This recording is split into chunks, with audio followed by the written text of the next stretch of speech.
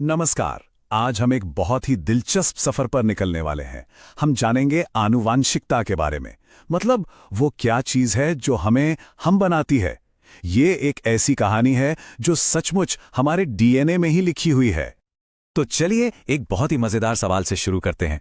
कभी सोचा है कि हम सब अपने माता पिता की तरह दिखते तो हैं, पर एकदम उनकी कॉपी क्यों नहीं होते? कुछ ना कुछ तो अलग होता है ना? तो ये जो फर्क है, ये जो विभिन्नता है, ये आती कहां से है? बस आज इसी की पड़ताल करनी है। और इस सफर को थोड़ा आसान बनाने के लिए हम इन 5 हिस्सों में बात करेंगे। सबसे पहले समझेंगे जीवन की विविधता का आधार, फिर मेंडल के नियमों पर आएंगे। इसके बाद देखेंगे कि जीन से लक्षण कैसे बनते हैं, फिर गुणसूत्रों की बात करेंगे और आखिर में लिंग निर्धारण के रहस्य को समझेंगे। तो चलिए शुरू करते हैं अपने पहले पड़ाव से, जीवन की विविधता का आधार। देखिए, हर जीव अपने पेरेंट्स जैसा तो होता है, लेकिन थोड़ा अलग भी होता है। अब सवाल यह है कि ऐसा होता क्यों है? चलिए समझते हैं। देखिए, जनन के 2 मेन तरीके हैं। एक है अलैंगिक जनन। इसमें वेरिएशन यानी विभिन्नता बहुत ही कम होती है।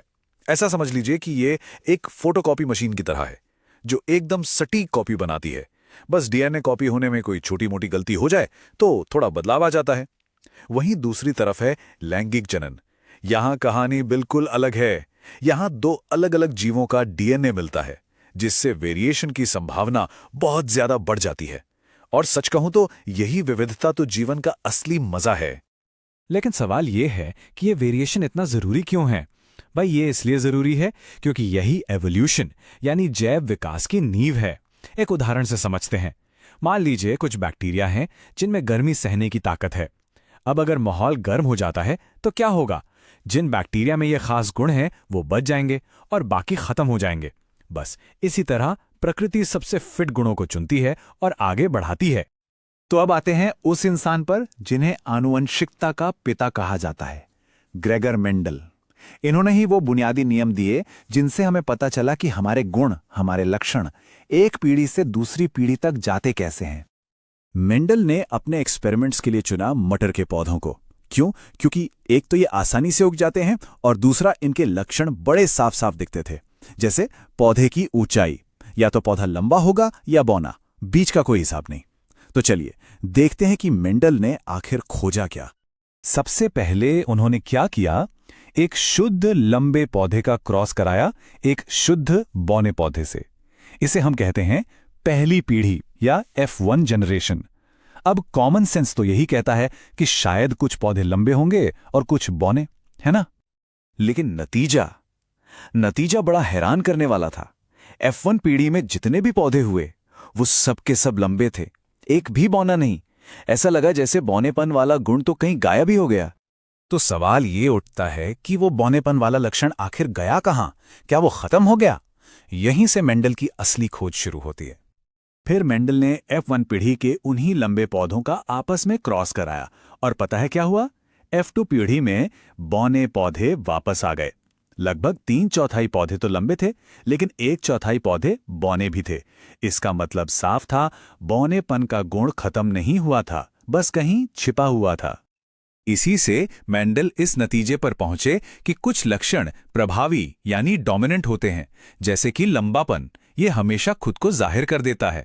और कुछ लक्षण अप्रभावी यानी रिसेसिव होते हैं, जैसे बौनापन। ये बेचारे तभी दिखते हैं जब इनके दोनों साथी टी जैसे हों। अगर एक भी डोमिनेंट साथी टी आ गया तो ये छिप जाते हैं। और मेंडल की खोज यहीं खत्म नहीं हुई। उन्होंने ये भी पता लगाया कि अलग अलग लक्षण, मान लीजिए पौधे की ऊंचाई और उसके बीच का आकार, ये एक दूसरे से चिपके हुए नहीं होते। ये अगली पीढ़ी में आजाद होके जाते हैं। इसी वजह से हमें नए नए कॉम्बिनेशन देखने को मिलते हैं। ठीक है, मेंडल के नियम तो समझ आ गए, लेकिन ये सब असल में होता कैसे है? मतलब सेल के अंदर ऐसा क्या चल रहा है? चलिए अब थोड़ा और गहराई में चलते हैं और जीन से लक्षण तक का सफर देखते हैं। तो हर लक्षण की जड़ में होता है जीन। अब ये जीन क्या है? ये डीएनए का एक छोटा सा हिस्सा है। इसे एक तरह की रेसिपी बुक समझ लीजिए, और इस बुक में एक खास प्रोटीन बनाने की रेसिपी लिखी होती है। तो होता यह है, डीएनए में मौजूद जीन सेल को एक खास प्रोटीन बनाने का ऑर्डर देता है।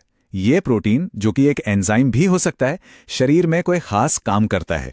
जैसे पौधे वाले उदाहरण को ही लें तो एक एंजाइम पौधे की लंबाई बढ़ाने वाले हार्मोन को कंट्रोल करता है। अब सोचिए, अगर जीन में ही कोई गड़बड़ हो जाए तो एंजाइम ठीक से नहीं बनेगा, हार्मोन कम बनेगा और नतीजा पौधा बौना रह जाएगा। देखा कितना सीधा कनेक्शन है जीन से लक्षण तक का। अच्छा, तो ये जीन रहते कहाँ हैं? ये पैक्ड होते हैं गुणसूत्रों में, जिन्हें हम क्रोमोसोम भी कहते हैं। ये क्रोमोसोम धागे जैसी चीजें हैं जो हमारी सारी जेनेटिक जानकारी को एक पीढ़ी से दूसरी पीढ़ी तक ले जाने का काम करते हैं। यहाँ कुछ जरूरी बातें हैं।